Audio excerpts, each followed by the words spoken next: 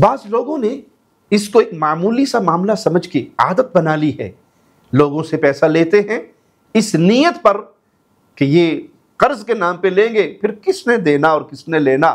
دبا جائیں گے، کھا جائیں گے، زندگی کو اپنی اچھی گزار لیں گے۔ تو آئیے ایسے لوگ رسول اللہ صلی اللہ علیہ وسلم کا یہ فرمان سنیں،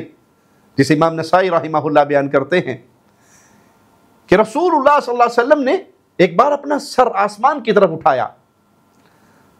پھر اپنی ہتھیلی کو اپنی پیشانی پر رکھا، پھر ارشاد فرمایا اللہ ہر عیب سے پاک ہے، کس قدر سختی نازل ہوئی۔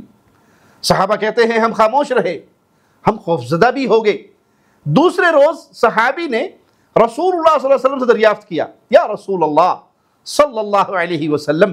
وہ نازل ہونے والی سختی کیا تھی؟ تو آپ صلی اللہ علیہ وسلم نے فرمایا اس ذات کی قسم جس کے ہاتھ میں میری جان ہے، اگر کوئی شخص اللہ کی راہ میں قتل کیا جائے، پھر اس کو زندہ کیا جائے، پھر اس کو قتل کیا جائے، پھر اس کو زندہ کیا جائے، پھر اس کو قتل کیا جائے، اور اس کے ذمہ قرض ہو، تو وہ قرض ادا ہونے تک جنت میں داخل نہیں ہوگا۔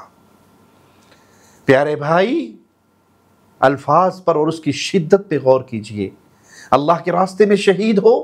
پھر زندگی ملے، شہید کی یہ تمنا ہوگی کہ مجھے دوبارہ زندگی ملے، پھر میں اللہ کے راستے میں شہید کر دیے جاؤں۔ یہ تمنا رسول اللہ صلی اللہ علیہ وسلم کی بھی تھی کہ میں چاہتا ہوں اللہ کے راستے میں شہید ہوں، پھر زندہ ہوں، پھر شہید ہوں، پھر زندہ کیا جاؤں، پھر شہید کیا جاؤں۔ اتنی عظمت کی موت کسی کو ملتی رہے، لیکن وہ مقروض ہو تو جب تک اس کے قرض کا معاملہ حل نہیں ہوگا وہ جنت میں داخل نہیں ہو سکتا۔ بربادی ہے اس کے لیے جو لوگوں سے دھوکے سے پیسہ لے کر اپنا کمال سمجھتا ہے کہ میں نے واپس نہیں کیا تو میں بڑا اختیار والا، طاقت والا، کمال والا، اپنا فن کا ماہر ہوں، پیسے نکلوانا تو میری الٹے ہاتھ کا کام ہے، اور پھر اس کو دبا لینا میرے لیے بڑا آسان ہے۔ اتنی بڑے عمل کے بعد بھی جنت اس وقت تک نہیں ملے گی جب تک مقروض کا معاملہ کر لو گے۔